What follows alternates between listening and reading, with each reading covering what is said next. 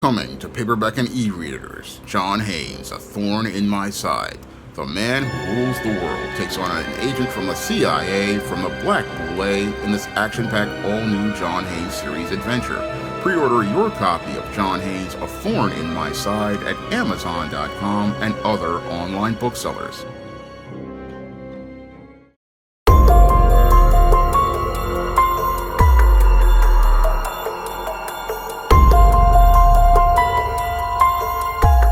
Two black twin brothers who were supposed to be on a flight to Boston were found dead 24 hours later in the Georgia mountains.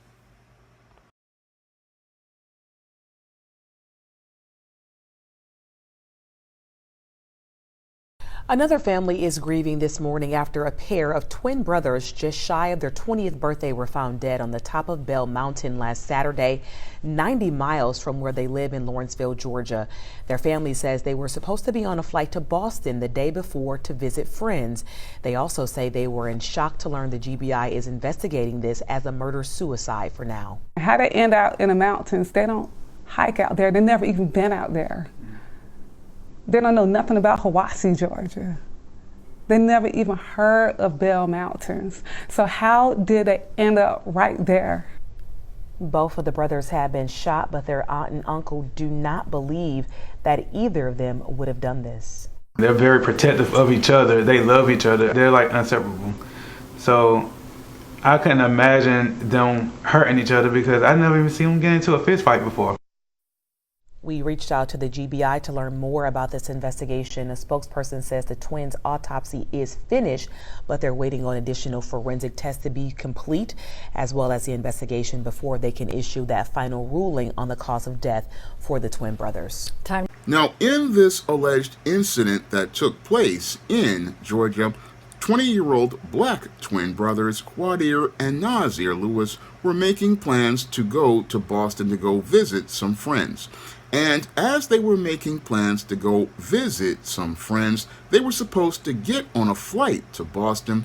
However, one day after that flight was supposed to take place, Quadir and Nazir Lewis's bodies were found in Bell Mountain, Georgia, 90 miles away from where they lived in Lawrenceville, Georgia, with gunshot wounds.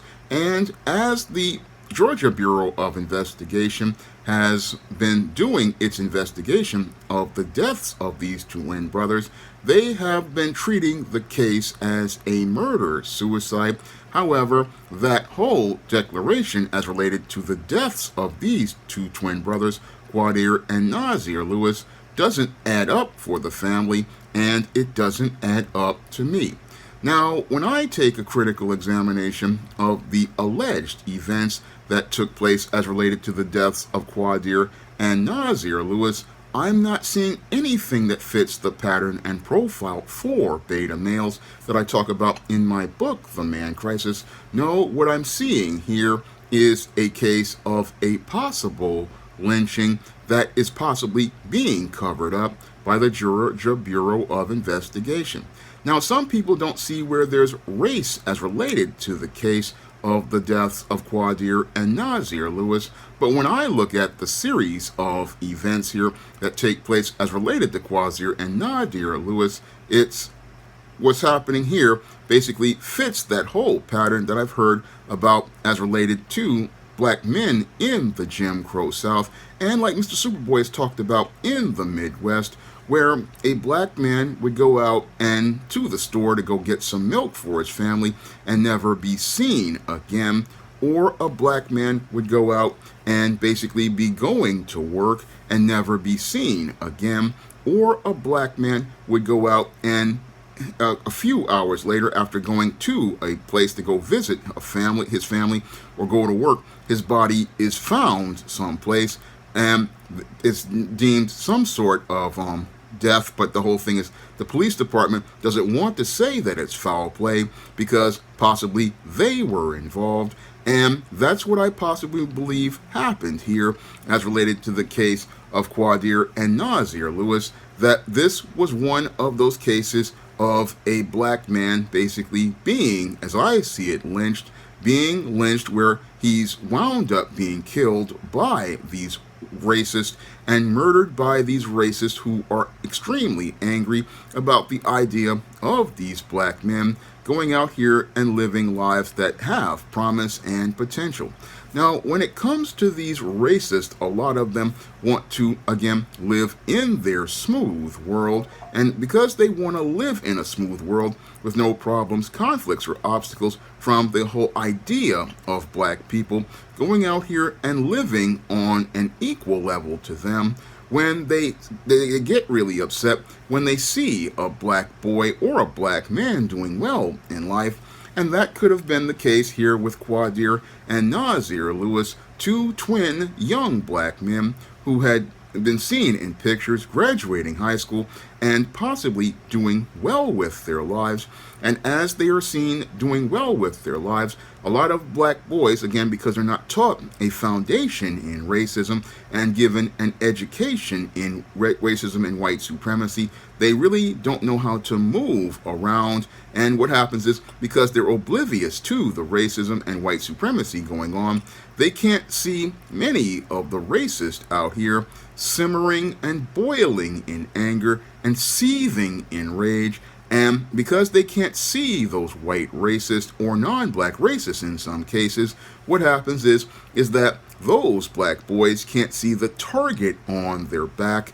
And since they can't see the target on their back, what happens is that those boys don't see how much danger they are in this society, because a lot of black folks still have bought into that whole idea from integration that this is one great American melting pot, not understanding that when it comes to America, especially in the South and other parts of the country, there are a lot of racists in this area, and they still, again, are filled with lots of anger.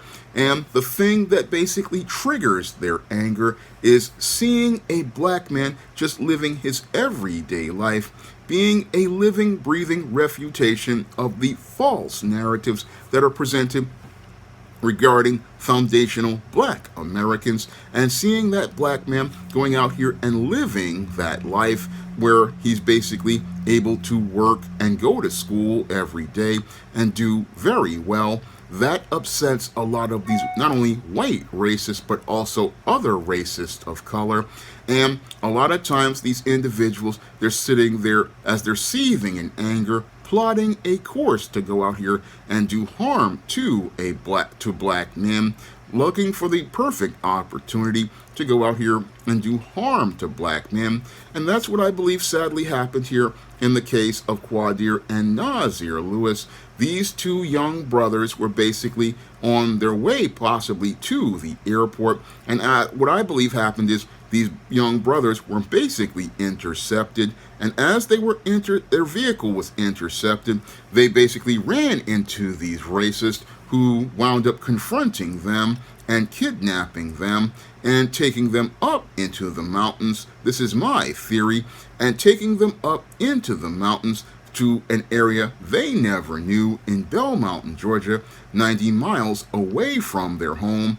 And as they took them to this location, this is where they wound up losing their lives, and losing their lives with their plane tickets in hand, because what I believe the racists wanted to do was take their lives, and take their lives because they saw them taking steps to move their lives forward. And that's what sadly happens in a lot of cases to black people. I mean, because it happened all throughout history.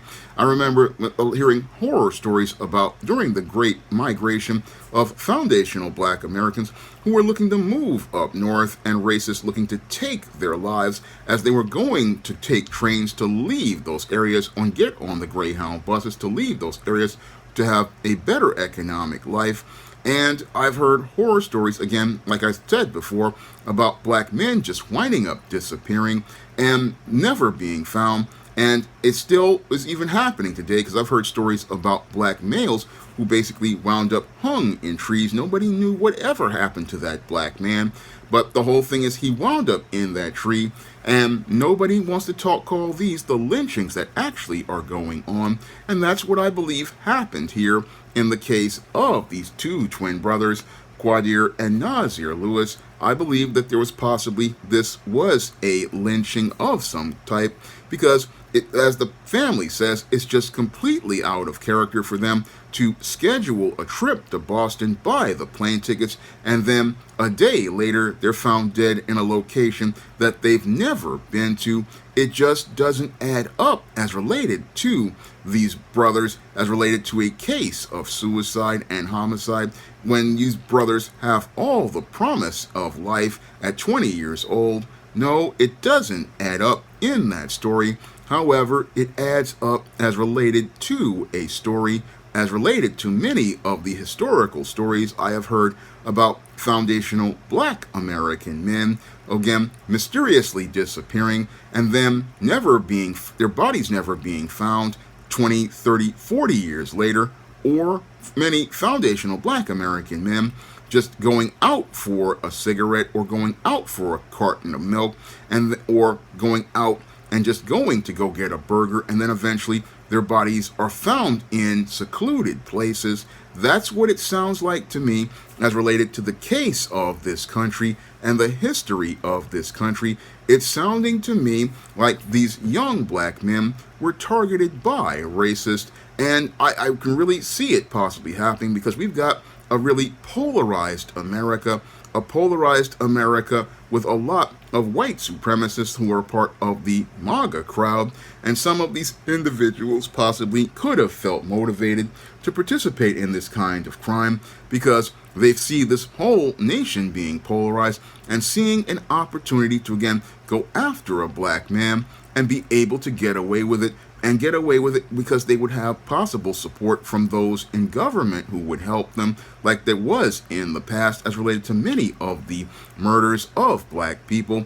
And that's what I believe happened here with these two young black men, Quadir and Nasir Lewis. I believe they were targeted by some racists in the area, and it's possibly looking like a cover-up. That's what it's looking like to me. This is just me speculating, not presenting this as fact. I'm presenting this as speculation, and that's what it's looking like to me as related to the case of these two twin brothers who missed their flight.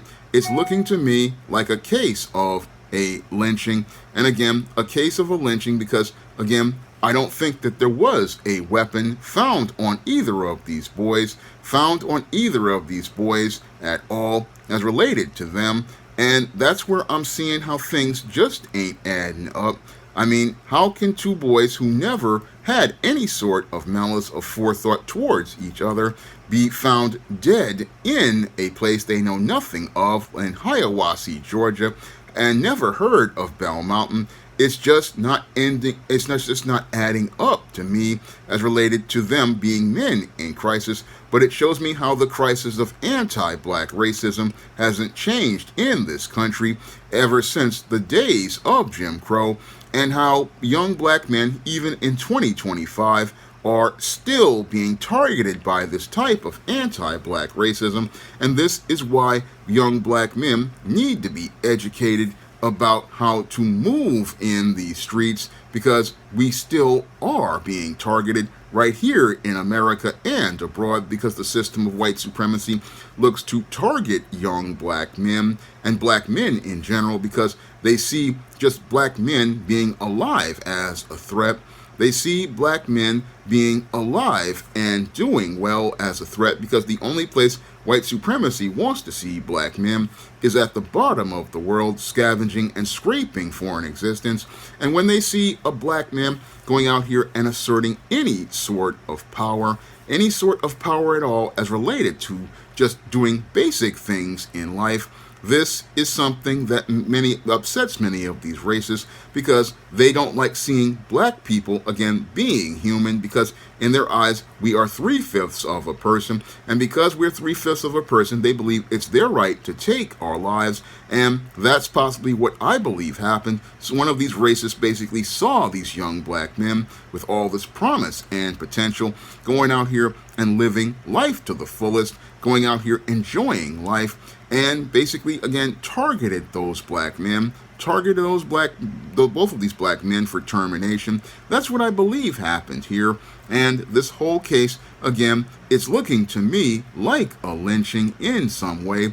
It's not looking like a case, again, of murder, suicide, like the reports want to say, because it just doesn't add up to me. No, it does. The facts don't add up like that. No, the math don't add up. 2 + 2 is not equaling 4. It's equaling 5, and it's equaling 5 in a case of what I believe to be a murder, basically a lynching of these men. And I'm hoping that black people, again, understand the dangers we're in and why we need an anti-black hate crime bill, because this is looking like a clear case of anti-black hate. And again, this whole case is another reason why we need an anti-black hate crime bill, because when it comes down to these type of crimes, so many racists get away with them, and get away with them because we don't stand up and demand tangibles from our government to protect our civil rights, from predators who continue to prey on us. Now, some would want to believe, oh, the era of lynching is over, but there was lynching going on as far as 1970, and I believe still going on, but they're just trying to be more discreet about it. And again, instead of just hanging a black man on trees, sometimes they shoot black men, or they make black men disappear. And again, this is one of the reasons why we as black men have to be extremely vigilant and aware of our surroundings, extremely aware of our environment, and because there's a clear and present danger to us in this world. And again, that clear and present danger of white supremacy is a threat to our lives, and we have to always be on point and keep our eyes open. Because when it comes down to some of these white supremacists, again, they basically will go to extremes to ensure that they have their smooth world, a world where they feel only good if we are at the bottom of the world or in the grave. That's the only place the white supremacist wants to see us in. But we have to, again, be vigilant, because we have a right to live in this world. We have been given life by God, and we have to go out here and start standing up for our right to live in this country. We have to stand up for that right. And this is one of those reasons why we do need that anti-black hate crime bill. An anti-black hate crime bill, because as I see it, this definitely was a hate crime done by racists who didn't want to see 2 young black men live the abundance of life that God wanted to give them. No, they wanted to, again, end their lives because they couldn't deal with the reality of black men going out here and living a good life. And because they couldn't deal with those black men living a good life, they took their own lives. They took their lives because they wanted to, again, be the ones who had the power. But we can stop this from happening, because we can take that power and start standing up for our right to live, because we were given life by God. And again, we shouldn't let somebody else try to be the God over us, especially a bunch of cowards like these, what I believe to be white supremacists, who possibly took the lives of these men. Now, if you want to see me make more videos talking about race and race issues, you can drop a donation to the Patreon, PayPal, or Cash App by clicking the links in the description box. And if you want to pick up some of my books on the SJS Direct imprint, you can find those books on Amazon.com in paperback and Kindle format. You can also find them at other online booksellers like Draft the Digital, Google Play, Barnes & Noble, and big box retailers like Walmart and Target. That's all I have to say for this video. You can comment, rate, and subscribe. Coming to paperback and e-readers, Esteem Season of the Witch Girl. The aspiring angel takes on a wicked teenage witch in this action-packed all-new Esteem series adventure. Pre-order your copy of Esteem Season of the Witch Girl at Amazon.com and other online booksellers. Support Black-owned and Black-operated digital broadcast media. www.niceradionetwork.com. Nice Radio Network, broadcasting 24 hours a day, 7 days a week.